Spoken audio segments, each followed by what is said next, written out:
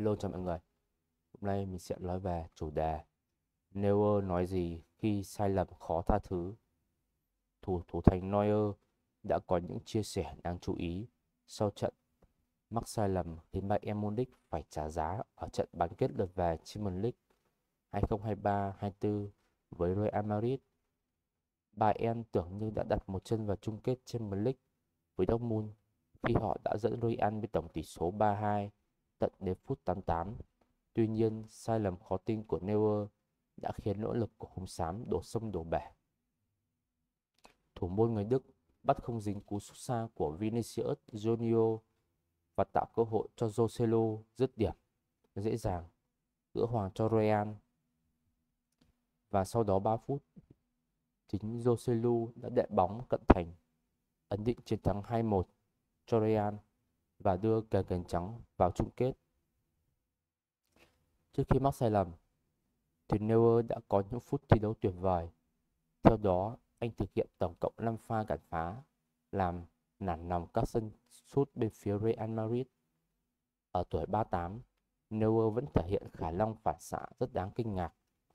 Nhưng đáng tiếc, một thoáng mất tập trung của anh đã phá hỏng trận đấu, đáng lẽ ra là rất hoàn hảo của thủ môn này. Ở phát biểu sau trận đấu, thì Neuer cho biết bất cứ ai từng chơi bóng đều biết cảm giác của tôi lúc này. Chúng tôi bị loại ở cuối trận khi đã dẫn trước 1-0 cho đến phút 85. Điều đó vô cùng cay đắng.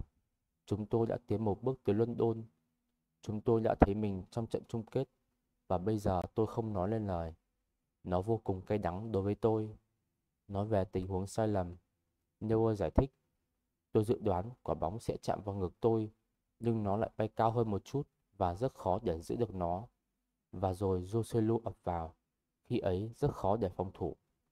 Đối với một thủ môn đã thi đấu được một thời gian, đó là điều tôi từng trải qua. Nhưng bàn thắng đó thật đáng sợ.